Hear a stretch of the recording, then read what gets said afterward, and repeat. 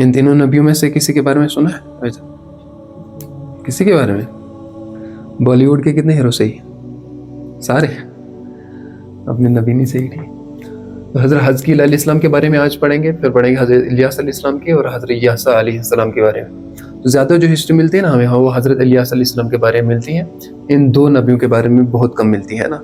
इनका कुरान में भी जिक्र है, इन दोनों का कुरान में जिक्र नहीं है, लेकिन ऐसे मतलब आयात से पता चलता है कि ये भी नबी है और हिस्टोरिकल कॉन्टेक्स्ट से पता चलता है कि ये भी नबी थे। तो सबसे पहले हज़रत हज़कील अलैहिस्सलाम के बारे में पढ़ते हैं कि जब मूसा अलैहिस्सलाम आए, फिर यूशा अलैहिस्सलाम आए। जब यूशा अलैहिस्सलाम भी इस दुनिया से इंतकाल कर गए, फिर अल्लाह रब्बुल इज़्ज़त ने हज़रत हज़कील को चुना था। हज़रत हज़कील का नाम जो है वो इब्नुल अलजौज़ भी था।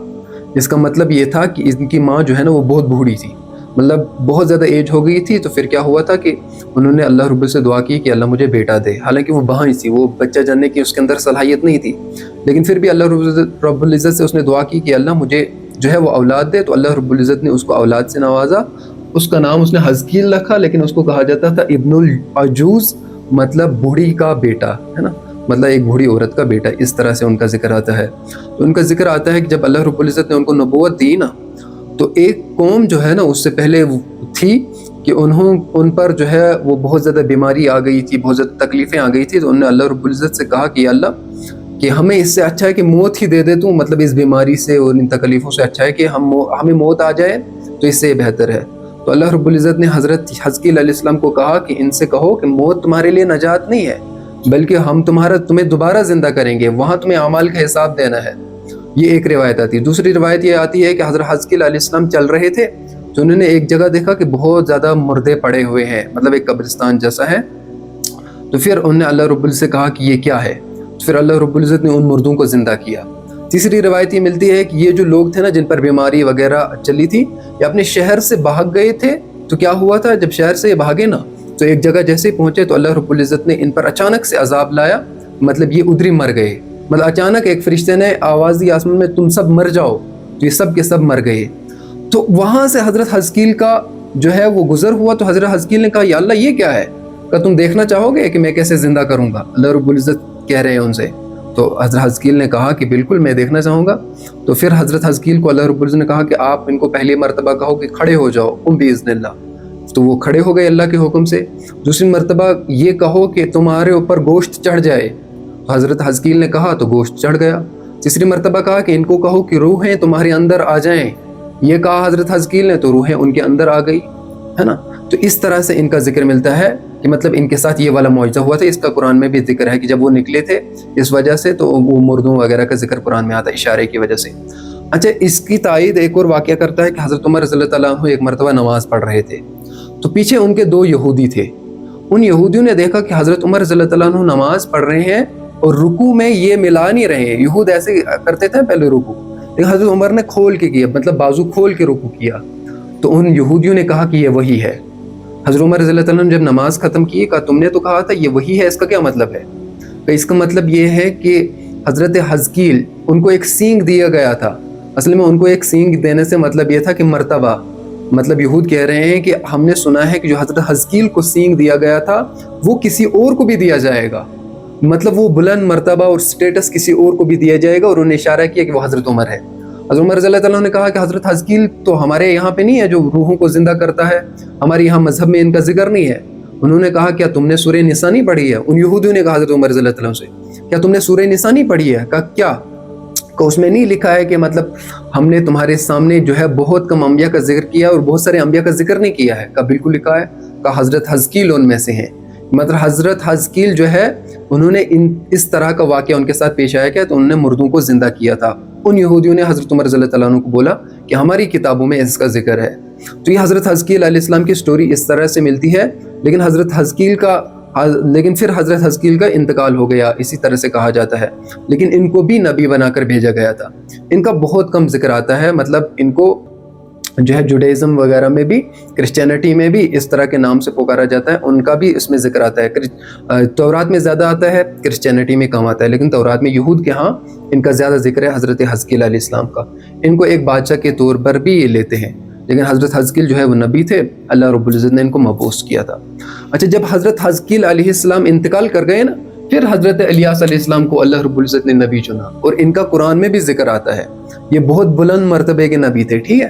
ان کا یہاں پہ میں نے نسب نامہ بھی لکھا، الیاس بن یاسین بن فنہاس بن ایزار بن ہارون علیہ السلام، مطلب ہارون علیہ السلام کی نسل سے تھے یہ، ٹھیک ہے. اور یہ کہاں پر پیدا ہوئے؟ تشبہ تل الاستبا آج بھی کہا جاتا ہے، یہ ہے نا جارڈن ریور کے پاس آج بھی یہ مقام ہے. یہاں پہ یہ کہا جاتا ہے کہ یہاں پہ یہ پیدا ہوئے تھے، اور یہ بالبک ایک قوم تھی، ان کے لیے نبی بنا کر بھیجے گئے تھے. اچھا میں ان کی ہسٹری بھی بتا دوں گا کہ بالبک ان کو کیوں کہا جاتا ہے، ٹھیک ہے. ٹھیک بالبک ایک جگہ تھی، بالبک مطلب جگہ تھی جہاں کے لیے ان کو نبی بنا کر بھیجا گیا تھی. تو وہ بنی اسرائیل ہی، لیکن بالبک مطلب یہ شام میں پیدا ہوئے، لیکن جارڈن میں یہ چیز تھی، مطلب جارڈن میں کیا ہو رہا تھا، نہیں شام میں کیا ہو رہا تھا کہ مطلب بال کی پوجا ہو رہی تھی. بال ان کا ایک بت تھا، بال بت مطلب ایک آئیڈل ورشپ. آج بھی اگر ہم دیکھیں نا تو بال کا آج بھی ذکر میں، یہ جو بیلنسیاگا ہے نا، مطلب ٹی شرٹ وغیرہ کا برانڈ بیلنسیاگا، اس میں بھی بال کا ذکر آتا ہے نا. مطلب ان کا آج بھی وہ بھگوان جس کو سینگ وغیرہ جو ہے وہ سیٹینک ورشپ اس پر کی جاتی ہے بال کی، ہے نا. اس پر بہت زیادہ ڈاکومنٹریز بنی ہے. تو وہ جو شرٹ لگائی جاتے ہیں بیلنسیاگا، وہ اسی کے نام پر ہے، اس لیے اس پر وہ نہیں لگانی چاہیے شرٹ، ہے نا. تو یہ بال کی پوجا کرتے تھے، یہ بال بت جو ہے نا وہ یہاں سے نکلا ہے کہ یہ بال کی پوجا کرتے تھے. اور یہ 20 گز لمبا تھا، مطلب 20 گز اس کی ہائٹ تھی، اور 400 ورکرز اس کو مطلب صفائی وغیرہ کرنے پہ تھے. اور 4 منہ اس کے بتائے، 4 منہ ایسے بت بنایا گیا تھا، اور لوگ اس کی عبادت کرتے تھے. اور کہا جاتا ہے یہ سونے کا بت تھا، اور لوگ اس کی عبادت کرتے تھے، مطلب لوگ اس سے حاجت روائی کرتے تھے، ساری چیزیں کرتے تھے. تو پھر الیاس علیہ السلام کو اللہ رب العزت نے نبی بنا کر بھیجا کہ بھائی یہ کفر کر رہے ہیں، یہ آئیڈل ورشپ کر رہے ہیں، تم ان کے پاس جاؤ، نبی بنا کر ہم نے آپ کو بھیجا ہے، ان کو دعوت دو. تو حضرت الیاس علیہ السلام کے ساتھ ایک بادشاہ تھا، اس کا نام تھا احاب، اور اس کی بیوی تھی نا، اس کا نام تھا ازبل. مطلب یہ دونوں حضرت الیاس علیہ السلام کا حکم مانتے تھے، مطلب یہ جو کہتا تھا یہ دونوں مانتے تھے. لیکن ایک رات کیا ہوا، اس بادشاہ نے کہا کہ بھائی یہ دیکھو، یہ جو دوسرے قومیں ہیں، یہ جو بنی اسرائیل ہے، یہ تو اللہ کی کھلی نافرمانی کر رہی ہے اور بال کی پوجا کر رہی ہے، لیکن ان پر روزی تنگ نہیں ہوئی، کچھ نہیں ہوا.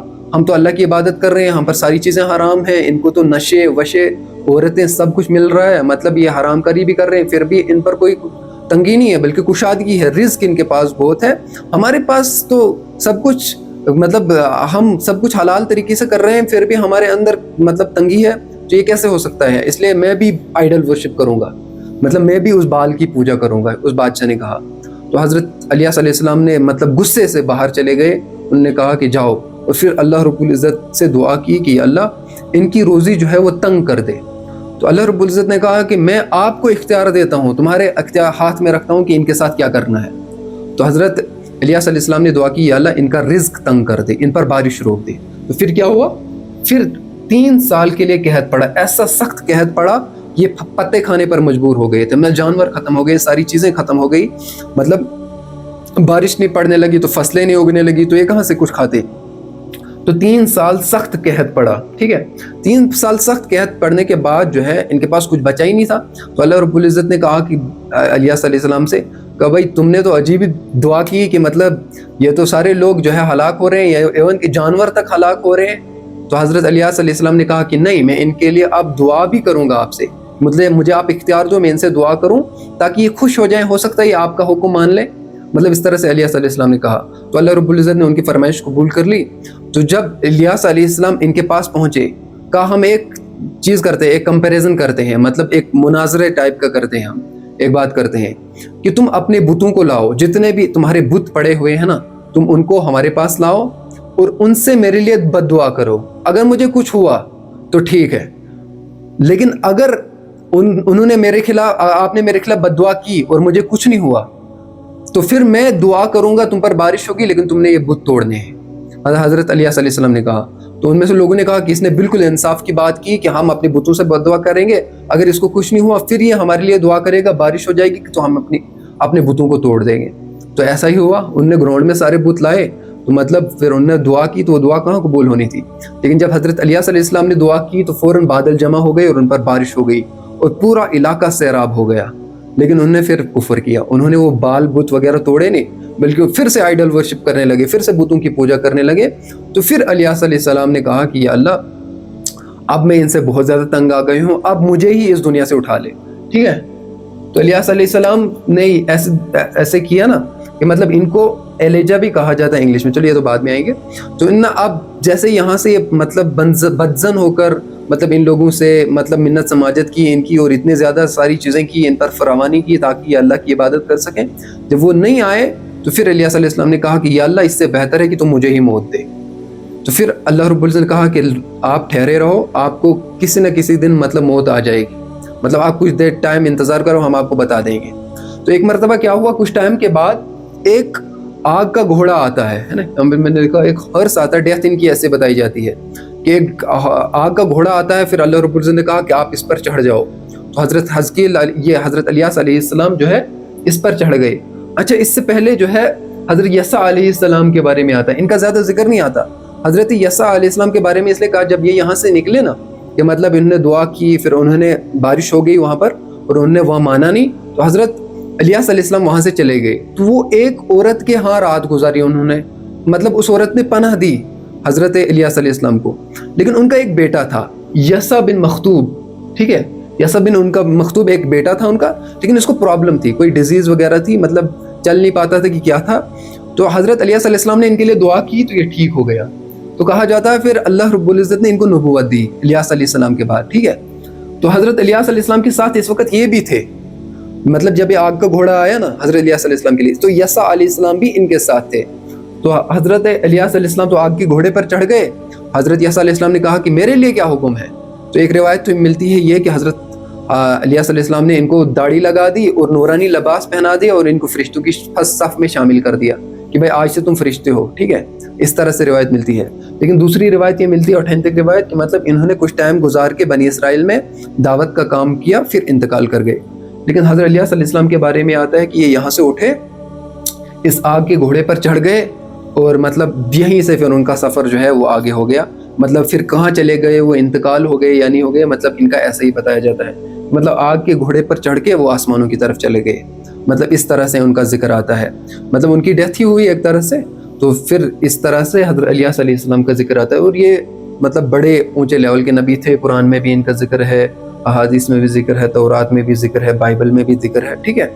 تو سب سے پہلے قرآن میں ان کا ذکر آتا ہے سورہ صافات میں، چیپٹر نمبر 17 آیت نمبر 123 سے 32 تک، مطلب یہ 10 آیات ہے، ٹھیک ہے. اور پھر ملتا ہے 38 سے 39 تک، یہ بھی ذکر آتا ہے انہی کے بارے میں. سورہ صافات میں ان کا ذکر آتا ہے. اور بائبل میں جو اولڈ ٹیسٹمنٹس ہے نا اس میں بھی ان کا ذکر آتا ہے. 1 کنگز نام کا ایک چیپٹر ہے، اس میں 17 سے لے کر 19 کا ان کا ذکر ہے. اور 1 کنگز 18 چیپٹر میں بھی ان کا ذکر ہے، ٹھیک ہے. اور تورات میں بھی ان کا ذکر ہے بک آف کنگ میں، ٹھیک ہے. کنگ 1.2 میں 1:2 میں ان کا ذکر آتا ہے، مطلب چیپٹر 1 سے ورس نمبر 1 سے ورس نمبر 2 تک ان کا ذکر آتا ہے حضرت الیاس علیہ السلام کو. ان کو بائبل میں ایلیجا کہا جاتا ہے نا، اگر ہم گوگل پر سرچ کریں گے تو ان کا نام جو ہے وہ ایلیجا آتا ہے، ٹھیک ہے. اور کوئی کوشچن؟ حضرت الیاس ان کا نام اس لیے پڑا کہ مطلب الیاس کہا جاتا ہے کہ مطلب اللہ کو رب ماننے والا، مطلب اللہ کو خدا ماننے والا. وہ اس لیے پڑھا کیونکہ یہ بال کی پوجا کرتے تھے نا سارے. تو الیاس علیہ السلام نے ان کو اللہ کی دعوت دی نا کہ میں اللہ کی عبادت کرتا ہوں، تم یہ کیا کر رہے ہو، تم بال کی پوجا کر رہے ہو. اس لیے کیا کہا کہ اس لیے ان کا نام کیا پڑا الیاس، مطلب اللہ کو رب ماننے والا، اللہ کو خدا ماننے والا. یہ حضرت الیاس علیہ السلام کی ہسٹری تھی. اور ان کے بعد جو ہے وہ حضرت داؤد علیہ السلام آتے ہیں، پھر سلیمان علیہ السلام آتے ہیں، پھر آگے آگے اس طرح سے شمویل علیہ السلام اس سے پہلے آتے ہیں. ان کا بھی ذکر قرآن میں نہیں ملتا، تاریخ میں ملتا ہے، اس کو بھی ہم دیکھ لیں گے، ٹھیک ہے. اور پھر داؤد علیہ السلام، یہ تو سارے نبی، یحییٰ علیہ السلام، زکریا علیہ السلام، پھر حضور صلی اللہ علیہ وسلم تک، یہ سارے نبی ایسے ہیں جو ذکر جن کا ہسٹری میں بھی آتا ہے، قرآن میں بھی آتا ہے، حدیث میں بھی آتا ہے، ٹھیک ہے. اور کوئی کوشچن اس میں؟ ہاں اچھا، الیاس علیہ السلام کی ان کے بارے میں روایت آتا ہے کہ 120 سال، لیکن یہ اوتھینٹک نہیں ہے، ٹھیک ہے. مطلب 120 سال آتی ہے لیکن یہ اوتھینٹک نہیں ہے، ٹھیک ہے. یہ کتنی عمر ہوگی وہ تو اللہ کو ہی پتہ. باقی ان دو نبیوں کے بارے میں زیادہ مطلب ڈیٹیل میں ملتا ہی نہیں، ٹھیک ہے. اس کا تو تورات میں ملتا ہے، حضرت حزقیل علیہ السلام کا، حضرت یسع علیہ السلام کو بہت کم ذکر ملتا ہے، ٹھیک ہے. اور کچھ؟ ٹھیک ہے. تو انشاءاللہ پھر ہم اگلی کلاس میں اور دوسرے نبیوں کے بارے میں پڑھیں گے. اللہ تعالیٰ کہنے سننے سے عمل کی توفیق.